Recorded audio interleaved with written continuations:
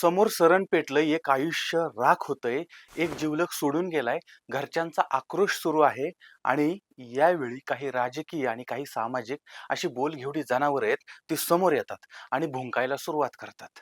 आता या गावांना हे सुद्धा कळत नाही, की अरे ही भुंकायची वेळ आहे का? म्हणजे ही भाषणं करायची वेळ आहे का? इथं माणूस मेलाय, त्याचं दुःख करण्यासाठी लोकं आलेली आहेत, त्या दुःखासाठी लोकं जमलेली आहेत आणि हे प्राणी श्रद्धांजलीच्या नावाखाली स्वतःची लाल करून घेतायत.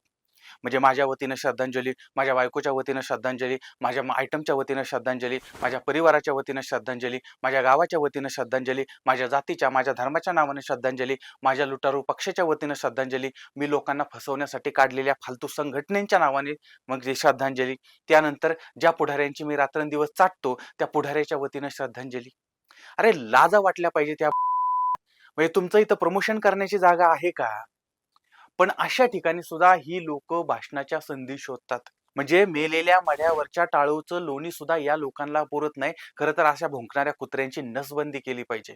आणि गावागावामध्ये आता माणूस समोर मरून पडलाय किंवा त्याचा दशक्रिया विधी चाललाय किंवा बाकीचा विधी चाललाय, लोक रडतायत आणि हे त्या ठिकाणी येऊन भाषण करत बसतायत.